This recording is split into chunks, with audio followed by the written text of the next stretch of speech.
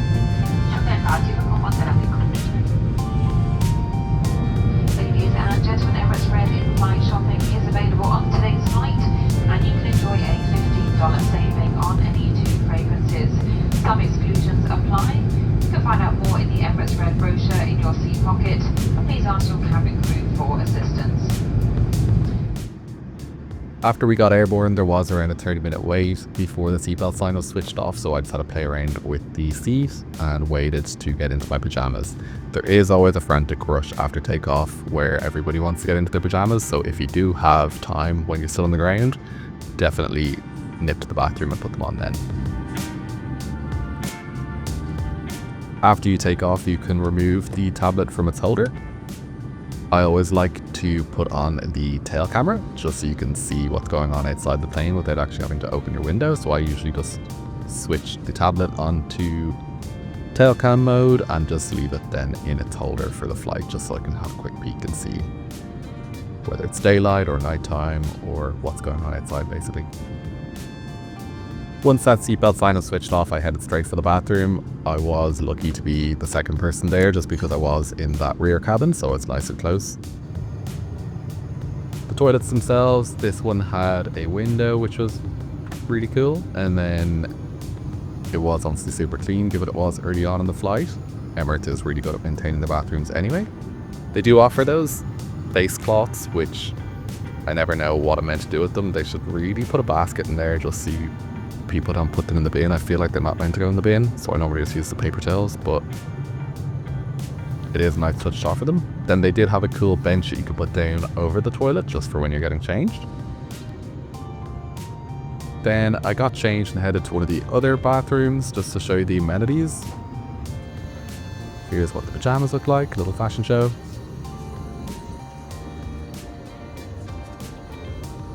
And then here's some of the amenities. So you get combs, you get a dental kit, and then you've got hand creams as well on offer. So similar to the showers in the lounge, it is a Voya branded hand cream, and then they've got Voya colognes and perfumes as well. I swear they used to offer Bulgari colognes, which I definitely preferred, but these ones are still okay. It's better than nothing. Now, I didn't record the amenity kit while I was on board, so here's a quick rundown of both the amenity kit and the menu. So you do get a super fancy Bulgari bag, which comes with shaving foam. This is a hand cream from the bathroom. And then these are some chocolates that I took with me from the very final meal that I had on board. Another hand cream from the bathroom. Now, everything that you see from now is what's actually included in the amenity kit. So you get a dental kit, roll-on deodorant, a comb, tissues, a razor, some earplugs, and then you get some Bulgari lip balm as well, which is really nice. Then you get a cologne sample, which again was really nice too. Then you get some aftershave balm and some body lotion. So it is a great amenity kit, and then you do obviously get those amenities available to you in the bathroom, such as the dental kits and the combs, and then the hand lotions too.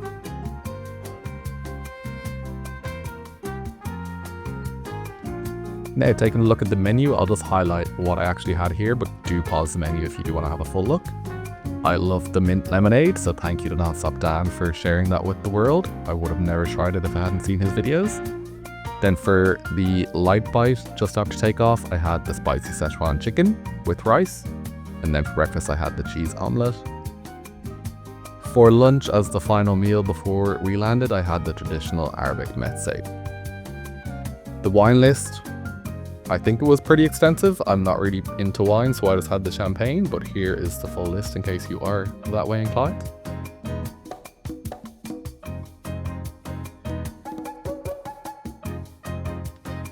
And now back to the flight. Before our meals came out, or before my meal came out, because I think I was one of the few people who actually opted for a light bite after takeoff, the cabin was set up for bedtime pretty much, so they offered mattress toppers to everybody, which makes the seat a lot more comfortable when it is fully flat. And here is the spicy Szechuan chicken with rice, which was really, really good. Didn't look all too appetizing, but the flavors were amazing. I then tried to connect my AirPods to the IFE. I knew this aircraft was retrofitted in March 2023, so I thought it would have Bluetooth, but it sadly did not. And all the charging outlets there was a universal plug, which you could just plug in anything, like a wall plug. And then they had USB-A charging outlets, which was a little bit annoying just given how recent it was retrofitted. The cabin was immaculate besides that, it's just missing a couple of modern amenities that you would expect. And here is the bed in bed mode. So it's super easy to configure. You just put the seat into bed mode by clicking the button, then you can just spread the mattress topper out into the footwell and then get your blanket and your pillows ready. Given this flight was only 3/4 full, I managed to get a second pillow. One pillow is definitely adequate if you are probably a back sleeper. I'm a side sleeper and I like my head to be high up, so I definitely need that second pillow. Then I am 6'2" and there's still plenty of room in the footwell. This was not a true window seat, so I did feel quite exposed. I would normally go for seat 23A or one of the bulkhead rows, but anyway, it was still a lot better than economy, so I'm definitely not complaining.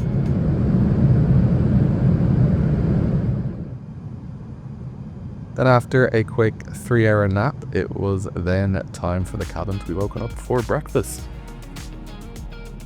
Definitely started to regret having that Szechuan chicken as I got on board, given that this is going to be quite a hefty meal and I had already pre-ordered it from my cabin crew.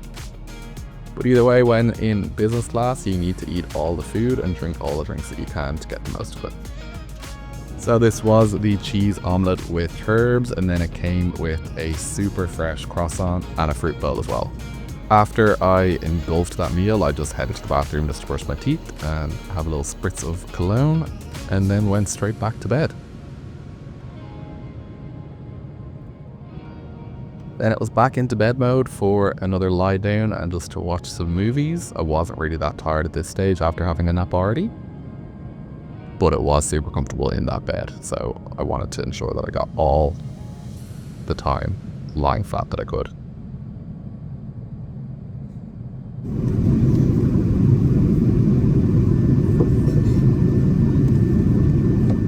After a substantial nap and watching some good old school movies, it was then time to be woken up for our final meal. Started off with some olives and some warmed nuts, and of course a mint lemonade. Headed for a quick freshen up in the bathroom as well, through the lounge, and then it was time for the traditional Arabic meze. I'm not sure what it is about this route, but every time I fly from Dubai to Sydney, I guess maybe because the flight's so long, but those pita breads are always like little frisbees. The garlic bread was absolutely amazing. Everything else was beautiful. It was just those pita breads, which always seems to be an issue. So maybe they should just, I don't know, slap them in the oven for a while. I'm not sure what they could do, but they just weren't great.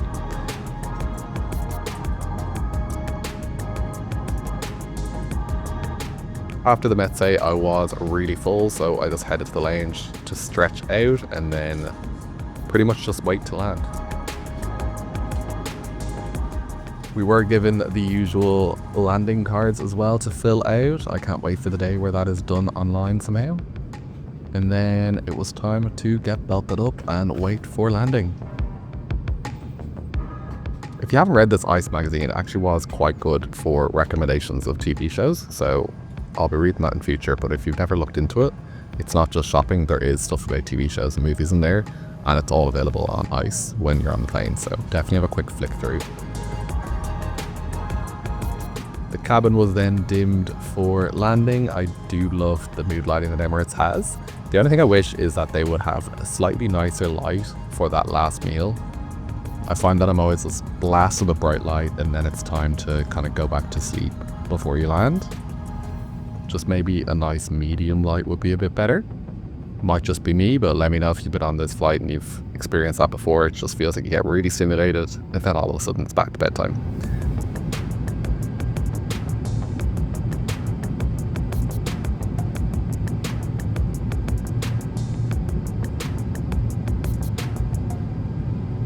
Before we landed, I just wanted to have the last bottle of water from the minibar, and that's when I realised that they had removed Sprite and Pepsi from the minibar and replaced them with a bag of jelly beans and a bag of nuts. If anybody knows why they did that, please let me know in the comments below.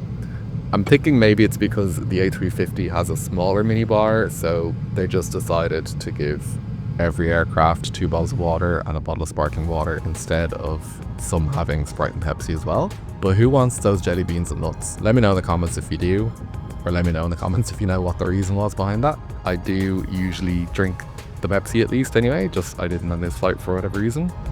Cabin crew prepare for landing.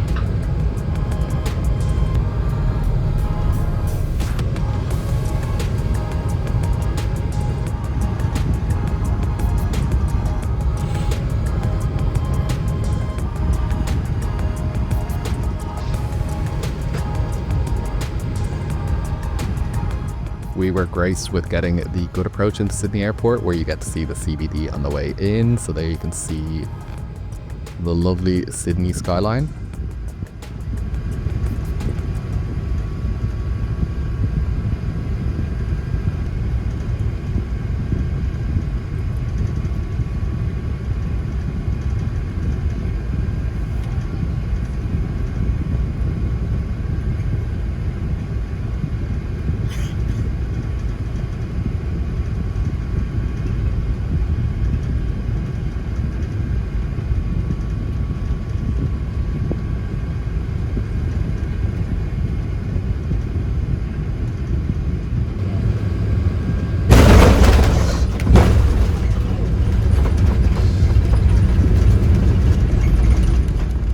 After what seemed like a smooth approach, we, for some reason, absolutely fell out of the sky, and that was a very hard landing. It was still quite enjoyable, but it was definitely a bit rough.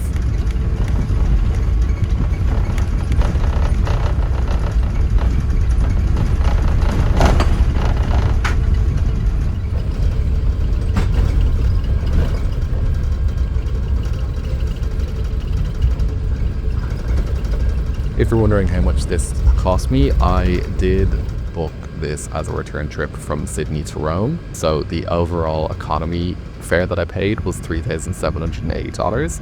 That was Economy Flex Plus, and I booked that higher fare just because there was a double tier miles offer at the time that I booked. Then I upgraded the Dubai to Sydney leg, which cost 56,160 Skywards miles. I would normally recommend trying to be a little organized and upgrading the entire journey from, say, Rome to Sydney, just because you only pay the miles price for the longer leg of the journey. Unfortunately, I had missed out on the Rome to Dubai flight, so that was already sold out by the time I went to upgrade. But if you are more organized, just try and make sure that you wait until both legs of your journey are upgradable, and then you can just pay that higher miles cost as opposed to upgrading them both individually and then potentially paying more. Now for the butt food and service rating of Emirates Business Class on their A380. I'd have to give the seat comfort a 4 out of 5, and that would be mainly due to the seat overall being really comfortable. The only thing uncomfortable about it is the lack of privacy. So when you do wake up from a nap and you're a little bit flustered and confused, it is a bit unusual to have random people walking past you, and there's just really no privacy in that seat at all. If you do get a true window seat, that is obviously a different story, but for this flight, unfortunately, I had that exposed seat. The food overall, I give a 3 out of 5. There was some delicious food on board, but the breakfast, the omelette itself, just was quite dry. Everything else within that meal was delicious, but the omelette itself was not the best. Then the pita breads in the mezze, I mean, they are kind of the main attraction for it. Thankfully, the garlic bread was available as well, and there was other breads if you wanted them, but the pita breads were not great. The service gets an absolute 5 out of 5. There was nothing that I could fault about the service. The cabin crew member that I had was just all over everything. Like, he was there to get drinks whenever you needed them. He was checking in regularly, but he wasn't overly pushy or like overly annoying. It was just like he could read the room and he could give tailored service to each person in the cabin, which was absolutely amazing. Then the purser and the cabin manager, they were both super friendly as well, and everybody else at Experience was just really happy to be there. That gives Emirates a solid 4 out of 5 rating, which is what I would typically expect from an Emirates flight. The service in this one was exceptional compared to other flights. The food and the seat, that aligned to my expectations pretty perfectly. I would love if the food was miles better, and I would love if Emirates miraculously just installed closing doors on all of the business class seats, but we all know that's not going to happen, at least not in the near future. At least the product that they offer is consistent, and they've got a relatively streamlined fleet as well. So I definitely recommend Emirates if you do want to play it safe and you want to know what you're going to get out of a flight. Thank you for making it all the way to the end of this video. If you've made it this far, please do consider liking and subscribing. I've got more Emirates content on the way, in particular for their premium economy and economy.